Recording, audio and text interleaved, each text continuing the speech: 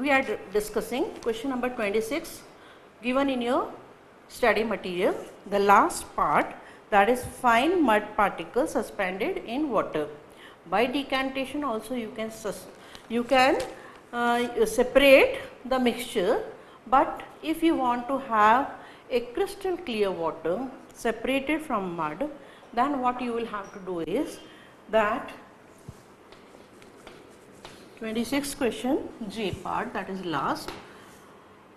Mud particles suspended in water, they can be separated either by decantation, or if you want to have a clear water, then you will have to add alum. Yes. Why? Because these mud particles, they will get accumulated, they will get these alum in Hindi we call it as fitkari. So what does this fitkari do? It cleans the water. So it loads the mud particle. So this is also called as loading, as we have seen in purification of drinking water. The last part of that drinking water, after sedimentation, filtration, the last thing which we, in between this filtration and this thing, we added some alum, so that suspended particles, they get loaded up on this alum powder, and they get settled down at the bottom, and you get a clear, crystal clear layer of water, which can be, in this way you can separate. Now question number 27. Write the steps you would use for making tea. All these questions are from your NCERT book, children. So you have to write the steps for making tea. I hope all of you must be knowing how to make the tea, right? And in this you have to use these words: solution, solvent, solute, dissolve, soluble, filtrate, insoluble, and residue. So how do you make tea? First you take water and you heat that water. In that water you add sugar and you add tea leaves. Again it starts boiling after few seconds. Then you add milk, and when you add milk, again after some time it starts boiling, and when it has boiled for some few seconds, then you take that tea and you filter that tea by that sieve, and then you drink that tea. So we have to use all these words, that is solution, solvent, solute, dissolve, all these words we have to use in making of the tea. So here first you take some water and add sugar to it. Water is solvent and sugar and tea leaves, they are solute, and you have got a solution, right? Sugar gets dissolved in it, but tea leaves, they are insoluble, they will not get dissolved. The caffeine part of tea leaves will go into the boiling water, but tea leaves will not get dissolved. So we have used soluble also, insoluble also. Now after that you add milk and boil again, and you get tea. Now that tea you filter it through sieve. So and whatever is left on that sieve, that is tea leaves, they will be called as residue, and the tea which you get in cup, that is called as filtrate. So all the terms we have, all the words we have used in making of the tea, that is soluble, solute, solvent, solution, filtrate, residue. The tea leaves which are left after getting the tea on the sieve, that is called as residue, right? So this is our question number 27. Then question number 28 in your study material. Pragya tested the solubility of 3 different substances at different temperatures and collected the data as given below. Results, they are as grams of substance in 100 grams of water. So results are given in the tabular form, children. Potassium nitrate is taken, sodium chloride, potassium chloride and ammonium chloride, and their solubility is given and temperature 283 Kelvin, 293 Kelvin, 313 Kelvin, 333 and 353, right. So, this is given in the tabular form. So, and this is also mentioned one more point, that is results as grams of substance in 100 grams of water. So, the quantity of solvent is 100 grams and the quantity of solute, it is given as 21 grams of potassium nitrate get dissolved in 100 grams of water at 283 degree. When you increase the temperature to 293, the solubility increases, and how much more you can dissolve, that is up to 32 grams, that is 11 grams more you can dissolve. So, this table is clear to you that potassium nitrate 21 grams get dissolved in 283 at 283 degree Kelvin and in 100 grams of water. Now, based on this table, some questions are there. See the A part. What mass of potassium nitrate would be needed to produce a saturated solution of potassium nitrate in 50 grams of water at 313 Kelvin. First, you tell me what is the saturated solution, children? A saturated solution is that solution which will not dissolve any more amount of solute at a given temperature. The solubility has reached up to the peak. Whatever amount of solute it can dissolve, that has already dissolved, and no more quantity of solute can be dissolved in that solvent, right. So, that is saturated solution. You are asked that what mass of potassium nitrate would be needed to produce a saturated solution of potassium nitrate in 50 grams of water at 313. At 313 Kelvin,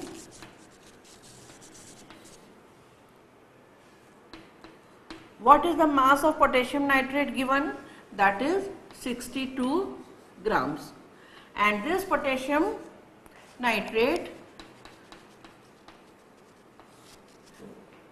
62 grams of potassium nitrate get dissolved at 313 grams, and that in 100 grams of water, that is already mentioned.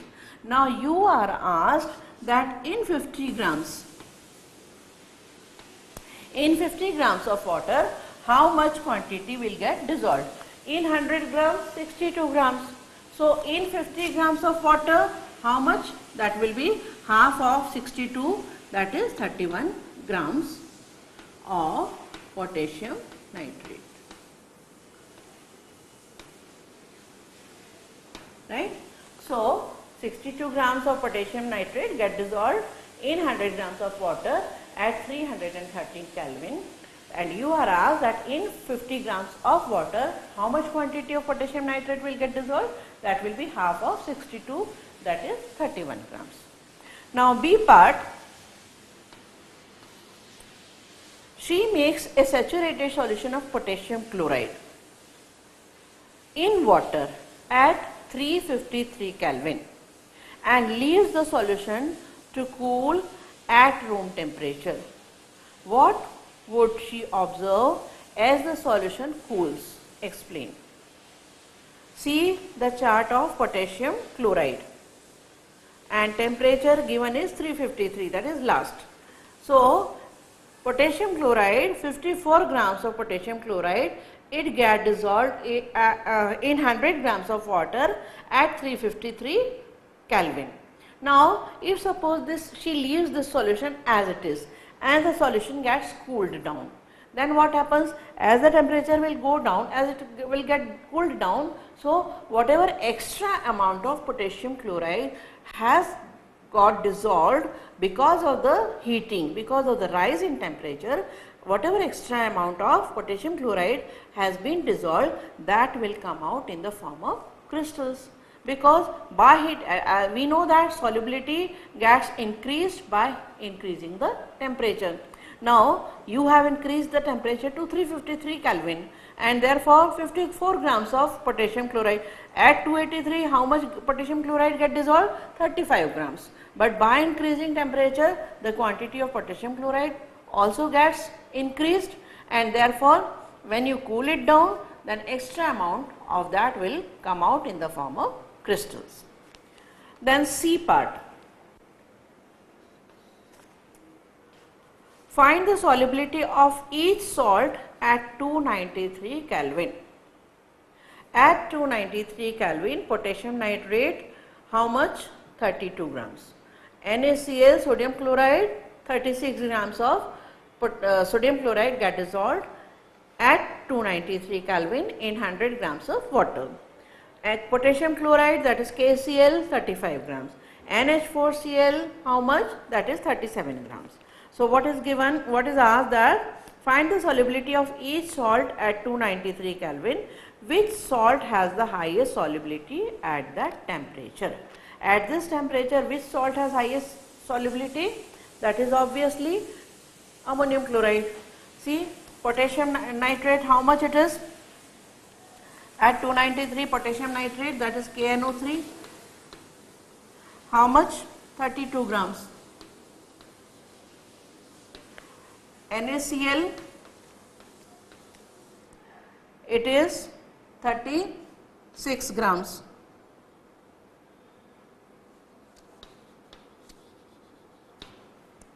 KCl, it is 35 grams, and ammonium chloride,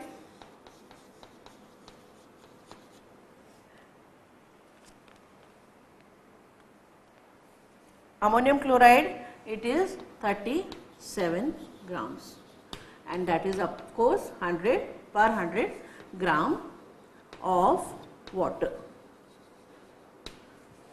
per 100 grams of water. In all cases per 100 gram is there. So potassium nitrate 32, NaCl 36, KCl 35 and ammonium chloride, that is 37. Which salt has highest solubility? Obviously ammonium chloride, right? Then D part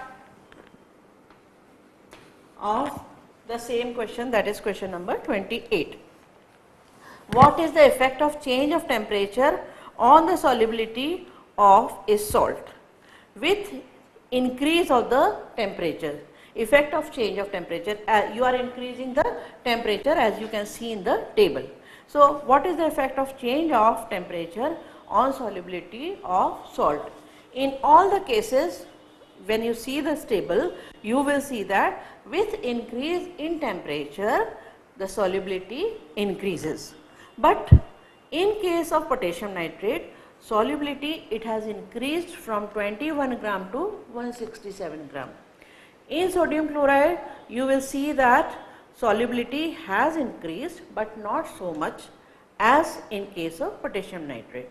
And in potassium chloride, the solubility, you can say 35 and highest, that is 353 degree Kelvin, 54 grams, and ammonium chloride 24 to 66. So in all the cases it increases, but in some cases it increases too much and in some cases it increases less, as you can see in case of ammonium chloride, and in case of sodium chloride you can say that it is almost same or constant, hardly one difference of 1 gram, that is 36 to 37 gram, right. So this is the increase in the effect of the change of temperature.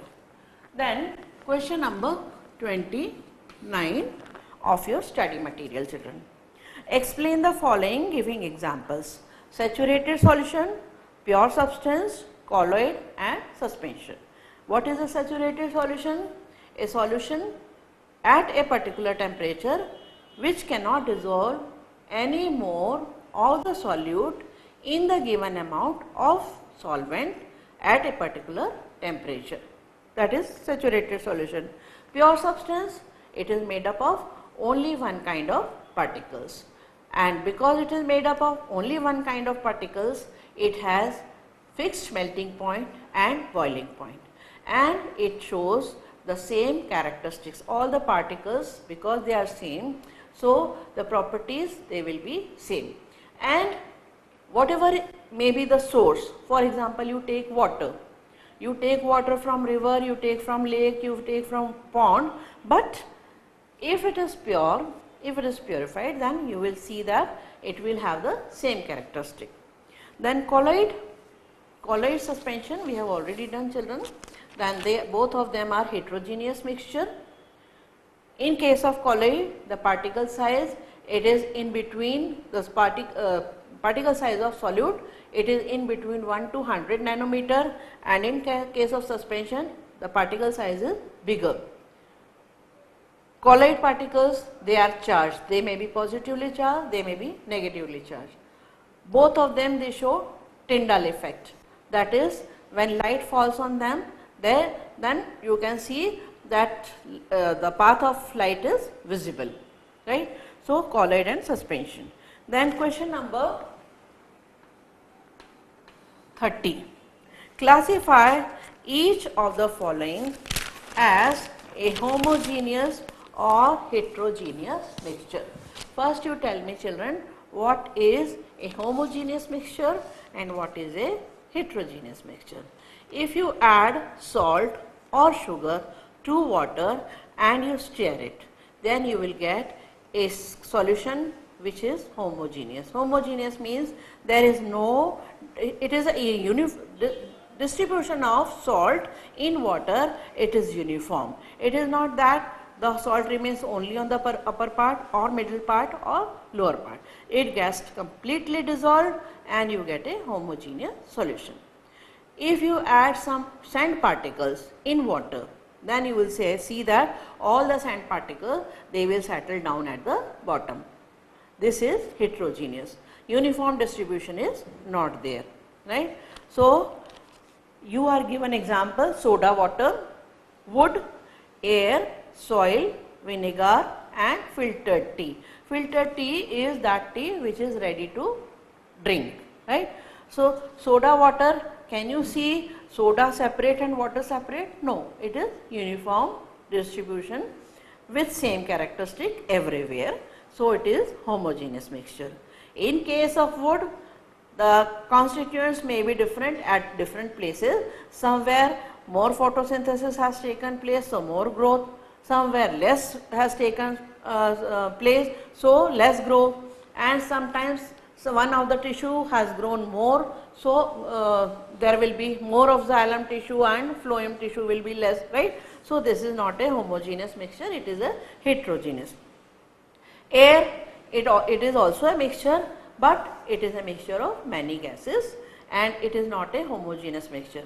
It can be the quantity, and sometimes dust particles, mud particles, all these are present in the air. So, it is not a homogeneous mixture. Then soil, again in the soil the nutrients they differ from soil to soil. So, it is not a homogeneous mixture, but it is a heterogeneous mixture. Vinegar, all of you know, it is homogeneous. You cannot see that there is some difference in the constituents of the vinegar, that acetic acid is at different place and water is at different place, no. And filtered tea, again it is a homogeneous mixture. Then question number 31. How will you confirm that a colorless liquid given to you is pure water? How will you confirm that a colorless liquid which is given to you, it is pure water? What is the characteristic of pure water? It has fixed melting point and fixed boiling point. It will be colorless, odorless and tasteless. It will boil at 100 degree and melt at 0 degree. So, these are all the characteristics of pure water.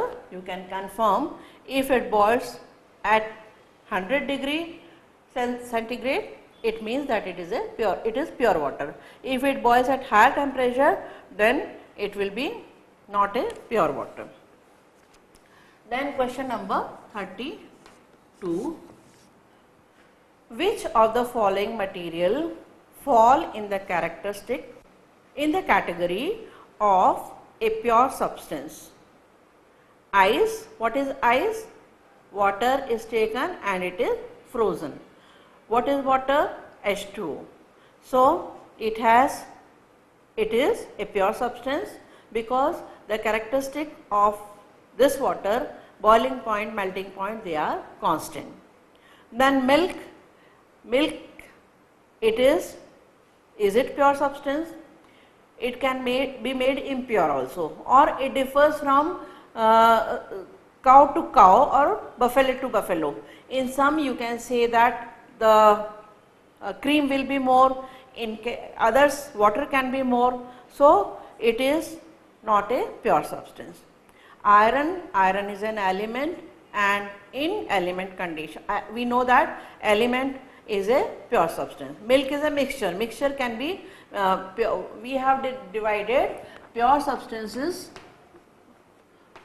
We know that pure substances they can be element and they can be a compound, and impure substance, it is a mixture, and mixture can be homogeneous and it can be heterogeneous. So, iron is an element, therefore it is a pure substance. Milk is a mixture, therefore it is impure. Then mercury. And what about ice? What is ice? Ice is frozen form of water. What is water? It is a compound. So, it is a pure substance. Then next is mercury. Again mercury is an element and its chemical formula is Hg, and therefore it is a pure substance. Then hydrochloric acid. What is hydrochloric acid? It is a mixture. Hydrochloric gas is taken and it is mixed in water and we get hydrochloric acid. So, it is a mixture and therefore it is not a pure substance. It depends upon you how much quantity you can add of water. You can have dilute hydrochloric acid, you can have concentrated hydrochloric acid. It will depend upon the quantity of water added in that hydrochloric acid gas, right. Then next is calcium oxide. Calcium oxide, it is a compound and therefore it is a pure substance. Then brick is made up of so many things, it is a mixture. Again wood is also made up of so many things, so it is a mixture. Then air, if air is containing only gases, then it is pure, but if it contains dust particles, mud particles, then it is impure, it is a mixture, right. So, this is about the question number 32. Then 33 question number in your study material. Identify the solutions among the following mixture: soil, sea water, air, coal and soda water. You have to find out which are the solutions and which are only the mixture. Soil is only a mixture, it is not solution. But sea water, it is a solution. Air is a mixture. Coal is also a mixture. And soda water, it is a solution. Solution means solute and solvent. Then question number 34. Which of the following will show Tyndall effect? Tyndall effect is what? when through the solution, if you pass light, then path of the light is visible, because the size of the particles of solute, it is bigger. So, you can say reflects it allows the light rays to pass through them, and therefore it is visible. So, this is called as Tyndall effect, and we have seen that Tyndall effect, it is seen in case of colloids also and suspension also, because size of solute particle it is bigger. But in case of true solution, the size of solute particle is very small, therefore it does not show Tyndall effect. Now, givens are salt solution. Salt solution will be a true solution, because size of the solute particle, they will be very small, and therefore you can say milk, four things are given, that is salt solution, milk, copper sulphate and starch solution. Salt solution and copper sulphate solution, these will be true solution. Why these will be true solution? Because the particle size, that is solute particles, the size of solute particle, it is very small and it gets completely dissolved and you get a true solution. So, Tyndall effect will not be there. But in case of milk, milk is a colloid, starch solution is a colloid. So, the size of solute particle, it is bigger, and therefore, these two, that is milk and starch solution, they will show the Tyndall effect. Then question number 35.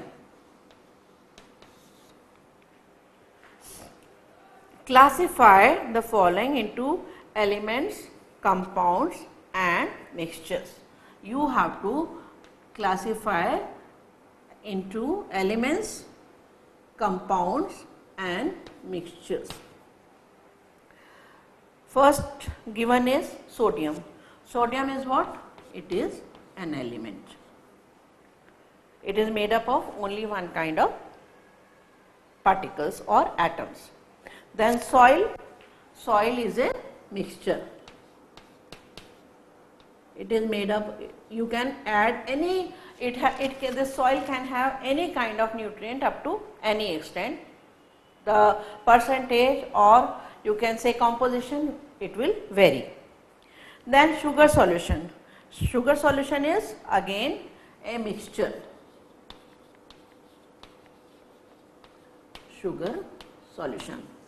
You can add any quantity of sugar in the given quantity of water. Then silver. Silver is what? Chemical formula of silver is Ag. It is what? It is an element. It is made up of only one kind of atoms. Then next is calcium carbonate. Chemical formula for calcium carbonate is CaCO3. It is a compound. Why it is a compound? Because it is made up of three substances, that is calcium, carbon and oxygen. And one atom of calcium has combined with one atom of carbon and three atoms of oxygen to give a compound. They have combined in a fixed ratio, that is 1:1:3, right. So, it is a compound. Then next given is tin. Tin is again an element. Silicon, it is again an element. Coal, it is a mixture. Air, it is a mixture. Soap, it is again a mixture. Then methane, it is a compound, that is CH4, made up of carbon and hydrogen, 1:4. Then carbon dioxide, it is again a compound, that is made up of carbon and oxygen. Then blood is again a mixture, right. So, this is about the elements, compounds and mixture. Then question number 36 children.